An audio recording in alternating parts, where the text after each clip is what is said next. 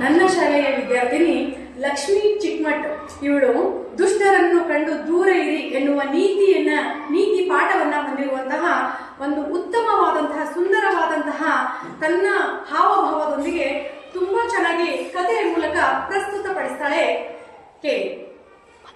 ಎಲ್ಲರಿಗೂ ನಮಸ್ಕಾರ. ನಾನು ಲಕ್ಷ್ಮಿ ಚಿಕ್ಮಠ್, 4ನೇ ತರಗತಿಯಲ್ಲಿ ಓದುತ್ತಿರುವ ವಿದ್ಯಾರ್ಥಿನಿ. ನಾನು ಇಂದು ಕಾಗೆಗಳು ಮತ್ತು ಮರ ಎಂಬ ಕಥೆಯನ್ನು ಹೇಳಲಿಚ್ಛಿಸುತ್ತೇನೆ. ಒಂದಾನೊಂದು ಊರಿನಲ್ಲಿ ಒಂದು ವಿಶಾಲವಾದ ಮೈದಾನವಿತ್ತು.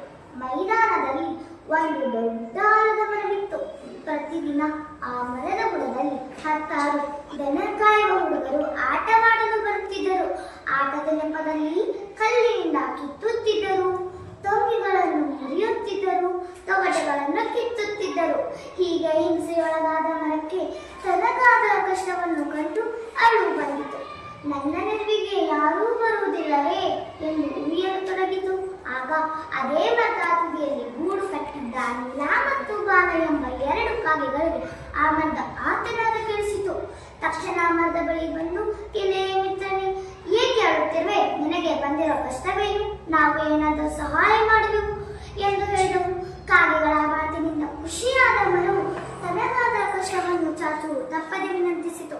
ಕಾಗೆಗಳು ಬರುತ್ತೇವೆ ಎಂದು ಕಾ ಕಾ ಕಾ ಎನ್ನುತ್ತಾ ಹಾರಿಯುವುದು.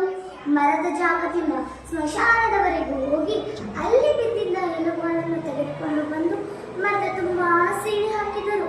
ಮರುದಿನ ದನ ಕಾಯುವ ಹುಡುಗರು ಬಂದಾಗ ಅಲ್ಲಿ ಚೂಟು ಬಿದ್ದಿದ್ದ ಎಲುಬುಗಳನ್ನು ಕಂಡು ಭಯಗೊಂಡರು ಮತ್ತು ಅಲ್ಲಿಂದ ಓಟಕ್ಕಿದ್ದರು. ಈ ಘಟನೆಯ ನಂತರ ಮರದ ಬಳಿ ಯಾರೂ ಸುಳಿಯುತ್ತಿರಲಿಲ್ಲ. ಮುಂದಿನ ಒಂದು ಋತುವಿನ ತನಕ ಮರದ ತುಂಬಾ ಸುರಳಿ ತುಂಬಿಕೊಂಡವು. ಮರ ಸುಂದರ ಕಾಣತೊಡಗಿತು. ಅದೇ ಸಮಯಕ್ಕೆ ನೀಲ ತನ್ನ ಗುಡಿನಲ್ಲಿ ಮೊಟ್ಟೆ ಇಟ್ಟಿತು ಮತ್ತು ಹೊರಗೆ ಹೋಗುವ ಪರಿಸ್ಥಿತಿ ಬಂದಿತು. ನೀಲ ಮತ್ತು ಬಾಲ ಮರದ ಬಳಿ ಬಂದು, ನಾನು ಮತ್ತು ಬಾಲ ಹೊರಗೆ ಹೋಗುತ್ತಿದ್ದೇವೆ. ಜೋಪಾನ, ಗೂಡಿನಲ್ಲಿ ಮೊಟ್ಟೆಗಳಿವೆ ಮತ್ತು ಹತ್ತಿರದಲ್ಲಿ ವಿಷಕಾರಿ ಹಾವು ಸುಳಿಯುತ್ತಿದೆ ಎಂದು ಮನವಿ ಮಾಡಿಕೊಂಡರು. ಇದಕ್ಕೆ ಒಪ್ಪಿದ ಮರ ಹೋಗಿ ಬನ್ನಿ ಎಂದು ಕಳಿಸಿಕೊಟ್ಟಿತು.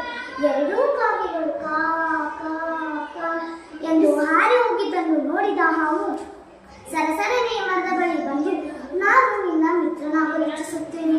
ನನಗೆ ತುಂಬಾ ದಿನಗಳಿಂದ ಆಹಾರ ಸಿಕ್ಕಿಲ್ಲ. ನನಗೆ ತುಂಬಾ ಹೊಟ್ಟೆ ಹಸಿಯುತ್ತಿದೆ. ಮರದ ಮೇಲಿರುವ ಮೊಟ್ಟೆಗಳನ್ನು ತಿನ್ನಲು ಬಿಡು ಎಂದು ಹೇಳಿತು. ಇದಕ್ಕೆ ಒಪ್ಪದ ಮರ ಮೌನವಾಗಿತ್ತು. ಹಾವು ಮಾತು ಮುಂದುವರೆಸಿತು. ನನಗೆ ಗೊತ್ತು ನೀನು ಕಾಗೆಗಳ ಮಿತ್ರನೆಂದು, ಆದರೆ ನನ್ನ ಶಕ್ತಿಗೂ ಕಾಗೆಗಳ ಶಕ್ತಿಗೂ ಏನು ಹೋಲಿಕೆ? ನಾನಿದ್ದರೆ ಮರದ ಬಳಿ ಯಾರೂ ಸುಳಿಯುವುದಿಲ್ಲ ಎಂದು ಮಾತಿನಲ್ಲೇ ಮರಳು ಮಾಡಿತು. ಇದಕ್ಕೆ ಒಪ್ಪಿದ ಮರ ಮರದ ಮೇಲಿರುವ ಕತ್ತಿಗಳನ್ನು ತಿನ್ನಲು ಬಿಟ್ಟಿತು. ಸಂಜೆ ಗುಡಿಗೆ ತಲುಪಿದ ಕಾಗೆಗಳಿಗೆ ಗೂಡಿನಲ್ಲಿ ಮೊಟ್ಟೆಗಳಿಲ್ಲದ ಕಾಣು ಆಘಾತವಾಯಿತು. ಸ್ನೇಹಿತ ಎನ್ನುತ್ತಿದ್ದ ಮರವು ದುಡುಕಿ ದ್ರೋಹವನ್ನು ಮಾಡಿದ್ದಾನೆ ಎಂದು ತಿಳಿಯಿತು. ಮೃದಂಗ ಮರವನ್ನು ಕಡೆಯಲು ನಿರ್ಧರಿಸಿ ಮರಕ್ಕೆ ಏನೂ ಮಾತನಾಡದೆ ಅಲ್ಲಿಂದ ದೂರ ಹಾರಿ ಹೋದವು. ಈ ಕಡೆ ಮರ ಹಾವಿನ ಹತ್ತಿರ ಸ್ನೇಹ ಗಟ್ಟಿ ಮಾಡಿಕೊಂಡು ತನ್ನ ಮರದಲ್ಲಿ ಹಾವು ವಾಸಿಸುವುದು ಮತ್ತು ಹಾವು ಮರಕ್ಕೆ ಮಾತು ಕೊಟ್ಟಂತೆ ಮರದ ಬಳಿ ಯಾರೂ ಸುಳಿಯದಂತೆ ಮಾಡಲು ನಿರ್ಧರಿಸಿತು. ಮರದ ಬಳಿ ಸುಮ್ಮನೆ ಕುಳಿತವರನ್ನ ಕಚ್ಚತೊಡಗಿತು. ಸಾವು ನೋವು ಹೆಚ್ಚಾಗಿ ಊರಿನ ಮುಖಂಡರ ದೂರ ಹೋಯಿತು. ಹಾವು ಮರ ಹಿಡಿಯುವುದು ಕಷ್ಟ. ಅದಕ್ಕಾಗಿ ಸುತ್ತಲಿನ ಪೊದೆಗಳು ಹಾಗೂ ಹುಲ್ಲುಗಳ ರಾಶಿಯಾಗಿ ಬೆಂಕಿ ಹಾಕಿಕೊಳ್ಳೋಣ ಎಂದು ನಿರ್ಧರಿಸಿದರು. ಅದರಂತೆ ದುಷ್ಟ ಹಾವು ಬೆಂಕಿಗೆ ಬಿದ್ದು ತನ್ನ ಪ್ರಾಣವನ್ನು ಬಿಟ್ಟಿತು. ಗ್ರಾಮಸ್ಥರು ಹಾವು ಸುತ್ತಿದ್ದನ್ನು ಖಚಿತಪಡಿಸಿಕೊಂಡು ಮರದ ಬಗ್ಗೆ ಏನೂ ಮಾತನಾಡಲು ಅಲ್ಲಿಂದ ದೂರ ಹೊರಟು ಹೋದರು. ಹೀಗೆ ಹಾವಿಗೆ ಹಾಕಿದ ಬೆಂಕಿ ನಿಧಾನವಾಗಿ ಮರವು ಸುಟ್ಟು ಹೋಯಿತು. ಹೀಗೆ ದುಷ್ಟ ಹಾವಿನ ಸಹವಾಸ ಮಾಡಿದ್ದಕ್ಕಾಗಿ ಮರ ಕೂಡ ಸಾಯಬೇಕಾಯಿತು. ಈ ಕಥೆಯ ನೀತಿ: ದುಷ್ಟರಿಂದ ದೂರ ಇರಿ. ನಿಮ್ಮ ಸ್ನೇಹಿತರನ್ನು ಹುಷಾರಾಗಿ ಜಾಮೆಯಿಂದ ಹಾಕಿ. ಧನ್ಯವಾದ.